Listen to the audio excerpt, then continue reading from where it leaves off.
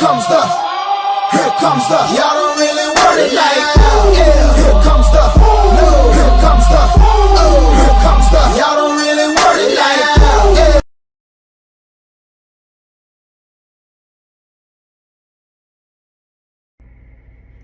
What comes to mind when you think about NFL football? Superstar names, historic teams, or big hits like we just saw in the intro? For me, it's the embodiment of America, groups of people working towards their goals of a championship.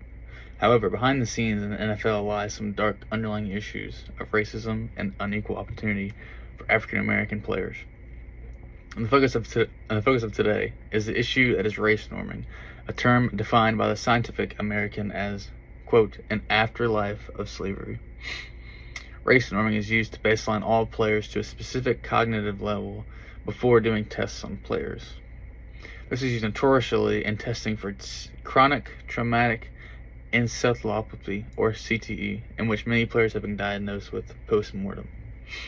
The William and Mary Law Review paper, quote, Tackling Discrimination in the NFL, how the recent CTE race norming agreement highlights the need to provide broader anti-discrimination protections for NFL players through collective bargaining agreements, states that race norming for CTE settlements is a drawback for black players due to their baseline cognitive function being lower.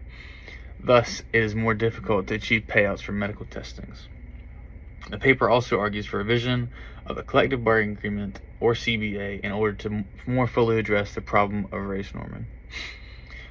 Newman creates a rhetorical situation in which the use of personal experiences of players, a legal background, and an appeal to social justice influences the audience to take action and to move swiftly for more equal opportunity for compensation for black NFL players.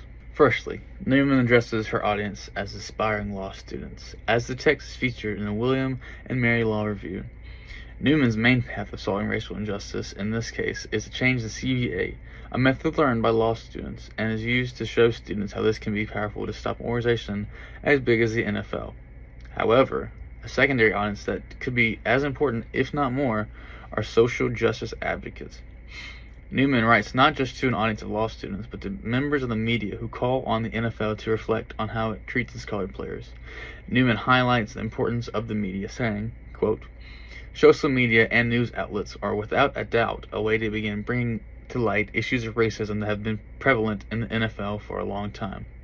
However, the persistence of racism within the NFL, as evidenced by issues so penetrative as race norming, indicates that public scrutiny may not be enough to enact real change. Furtherly, the overarching reason why Newman created this law review is the glaring racism that is race norming, in which the color of a player's skin makes it harder for players to qualify for financial compensation.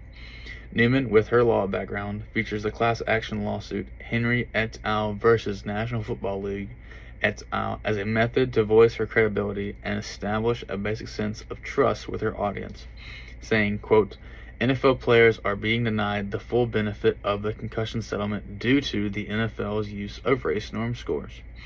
This suit, Henry et al. Versus National Football League et al., asserted that black NFL players are entitled to more damages for degenerative brain conditions, for they are often evaluated on a lower baseline of cognitive function than their white counterparts, resulting in lower settlements. Every time the ball is snapped, it's a car crash for me. And there's no white black thing in that.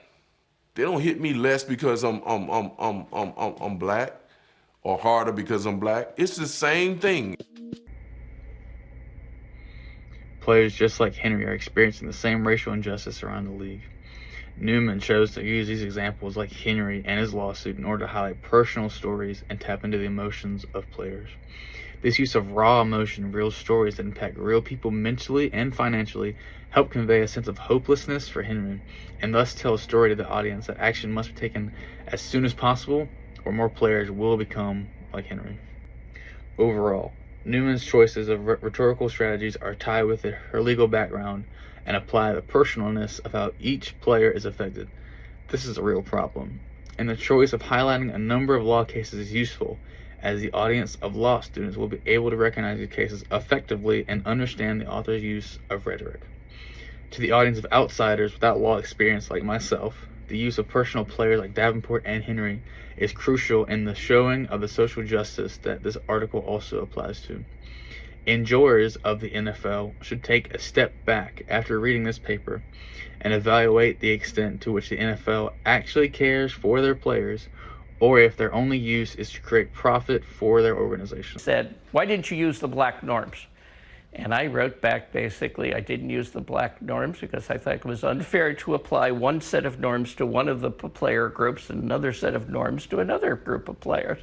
The NFL is close to $20 billion in assets in the present year. It can settle discrimination charges outside of court for settlements. But does that change NFL at a social level? No. The NFL will continue to settle outside of court to save their image while keeping racist policies to keep colored athletes at a disadvantage. Thank you for your time.